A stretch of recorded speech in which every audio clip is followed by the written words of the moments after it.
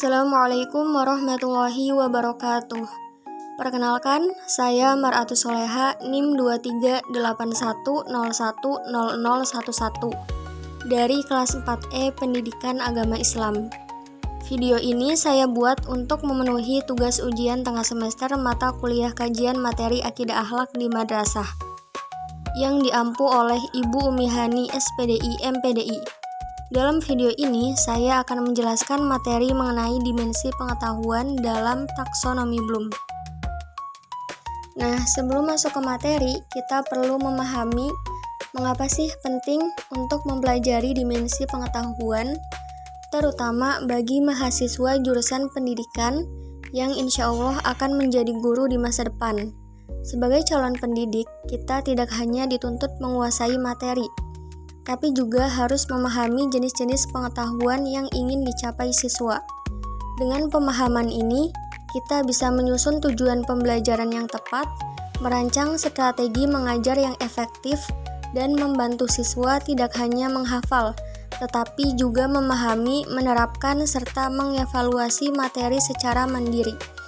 Oleh karena itu, mempelajari dimensi pengetahuan sangat penting agar proses pembelajaran menjadi lebih terarah dan bermakna. Baik, selanjutnya, mari kita pelajari lebih dalam mengenai 4 dimensi pengetahuan dalam taksonomi Bloom. Yang pertama, pengetahuan faktual. Pengetahuan faktual adalah pengetahuan dasar yang mencakup istilah, simbol, dan informasi spesifik seperti peristiwa, tokoh, tempat, serta data atau fakta asli yang harus diketahui siswa untuk memahami suatu bidang atau menyelesaikan masalah. Contohnya, di sini saya mengambil materi dari buku Akidah Akhlak kelas 7 dengan tema Taubat, Taat, Istiqomah, dan Ikhlas. Contoh pengetahuan faktual dalam materi tersebut adalah istilah-istilah seperti taubat, taat, istiqomah, dan ikhlas. Contoh kedua adalah dalil Al-Quran dan hadis yang mendukung dan relevan dengan tema taubat, taat, istiqomah, dan ikhlas. Kedua contoh yang saya sebutkan tadi termasuk pengetahuan faktual karena merupakan informasi dasar dan konkret yang harus diketahui siswa agar bisa memahami materi lebih lanjut dan menyelesaikan masalah terkait tema tersebut. Yang kedua, pengetahuan konseptual. Pengetahuan konseptual adalah pemahaman tentang bagaimana informasi disusun dan saling terhubung secara sistematis. Pengetahuan ini mencakup kategori, klasifikasi, dan hubungan antar elemen untuk membentuk suatu kesatuan makna yang utuh. Contoh pengetahuan konseptual adalah yang pertama, taubat adalah kembali ke jalan yang benar dengan didasari keinginan yang kuat dalam hati untuk tidak kembali melakukan dosa-dosa yang pernah dilakukan sebelumnya. Yang kedua, taat adalah tunduk dan patuh terhadap segala perintah dan aturan yang berlaku. Nah, contoh-contoh ini termasuk pengetahuan konseptual karena memuat definisi atau pengertian dari suatu konsep yang biasanya ditandai dengan penggunaan kata adalah, merupakan, atau ialah.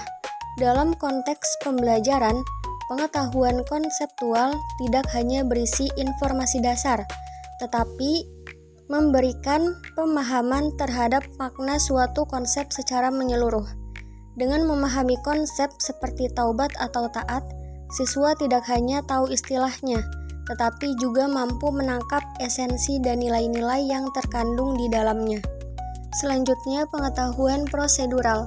Pengetahuan prosedural adalah pemahaman tentang cara melakukan sesuatu melalui langkah-langkah sistematis. Pengetahuan ini mencakup keterampilan, teknik, dan metode yang menjawab pertanyaan bagaimana dalam suatu proses atau kegiatan. Adapun contohnya, yaitu cara melakukan taubat nasuha. Yang pertama, menyesali perbuatan dosa dengan sungguh-sungguh. Yang kedua, meninggalkan perbuatan dosa tersebut seketika itu juga. Yang ketiga, bertekad kuat untuk tidak mengulanginya. Yang keempat, memohon ampun kepada Allah dengan doa dan istighfar. Yang terakhir, jika berkaitan dengan hak orang lain, maka harus dikembalikan atau meminta maaf kepada yang bersangkutan. Nah, contoh ini termasuk pengetahuan prosedural karena berisi langkah-langkah atau tahapan yang harus dilakukan untuk melaksanakan taubat nasuha dengan benar.